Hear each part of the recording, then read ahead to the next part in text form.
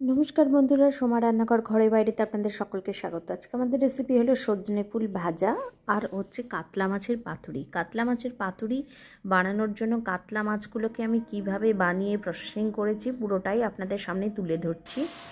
প্রথমে কাতলা মাছের পেটি নিয়েছি কিছুটা অংশ, আর এখানে নিয়েছি সাদা সর্ষে, কালো সর্ষে, পোস্ত, আদা, লঙ্কা, টমেটো, সব কিছু একসাথে একটা পেস্ট বানিয়ে নেব। এই পেস্টটাকে খুব ভালো করে বানিয়ে নেওয়া হয়ে গেছে। এবার আমি এর মধ্যে মাছটার মধ্যে দিয়ে দিলাম, দিয়ে খুব ভালো করে মাখিয়ে নেব। আর এর সাথে দিয়ে দিচ্ছি লঙ্কা, হলুদ আর লবণ গুঁড়ো, আর তার সাথে থাকবে একটু সর্ষের তেল।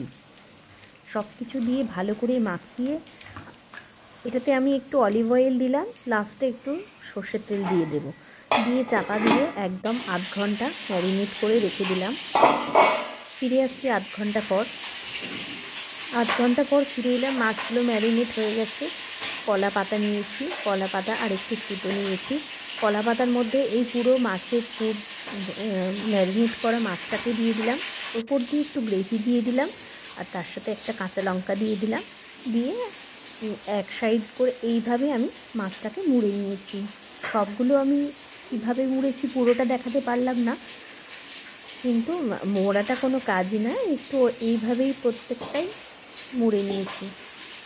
আর ওপরে এক পিস করে কাঁচা লঙ্কা দিয়েছি, অল্প একটু করে তেল দিয়েছি, দিয়ে প্রত্যেক কটা এইভাবে মুড়ে রেডি করে নিয়েছি। এবার সব কটা মোড়া হয়ে গেছে। এবার গরম তেলে ভাজাটাই হচ্ছে কাজ। এই ধরনের নিত্য নতুন রেসিপি পাওয়ার জন্য চ্যানেলটি সাবস্ক্রাইব করে পাশে থাকবেন। ভিডিওটা ভালো লাগলে লাইক, কমেন্ট, শেয়ার করবেন। আর অবশ্যই এইভাবে বাড়িতে বানিয়ে বাড়ির লোককে খাওয়াতে কিন্তু ভুলবেন না। সবসময় যে ভেটকি মাছেরই পাতুরি হয় তা নয়, কাতলা মাছেরও পাতুরি খুব সুন্দর হয়। প্রথমে তেলটাকে খুব হিট করে নিতে হবে, তারপরে মাছগুলো ছেড়ে চাপা দিয়ে দিতে হবে। তারপরে গ্যাসের ফ্লেমটাকে একদম লো করে আস্তে আস্তে করে ভাজতে হবে, যাতে ভেতরে মাছটা একটুও না কাঁচা থাকে। এইভাবে মিনিট 10 সময় নিয়ে উল্টে পাল্টে পুরো কলা পাতাটা নেড়ে টিপে টিপে দেখে নিতে হবে যে পুরোটা হয়েছে কিনা, তারপরেই কিন্তু তুলে নিতে হবে। যখন পুরো বাদামি রঙের হয়ে যাবে তখন বুঝতে হবে যে মাছটা পুরো রেডি হয়ে গেছে, তখন সেটা তুলে নিতে হবে। এইভাবে প্রত্যেকটা মাছকে আমি ভেজে নেব। তো মাছটা এইভাবে ভেজে নিলেই কিন্তু রেডি, আর কোনো ঝামেলা নেই। তো অবশ্যই আপনারা এইভাবে বাড়িতে বানিয়ে ট্রাই করে দেখবেন। কেমন লাগলো কমেন্ট করে জানাতে কিন্তু একদমই ভুলবেন না। সুতোটা কেটে আমি ভিতরটা দেখিয়ে দিচ্ছি কতটা সফট হয়েছে।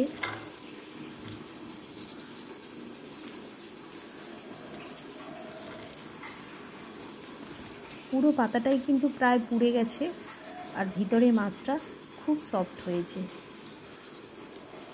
গরম ভাতের সাথে খেতে কিন্তু অসাধারণ লাগবে কাতলা মাছের পাতুরি।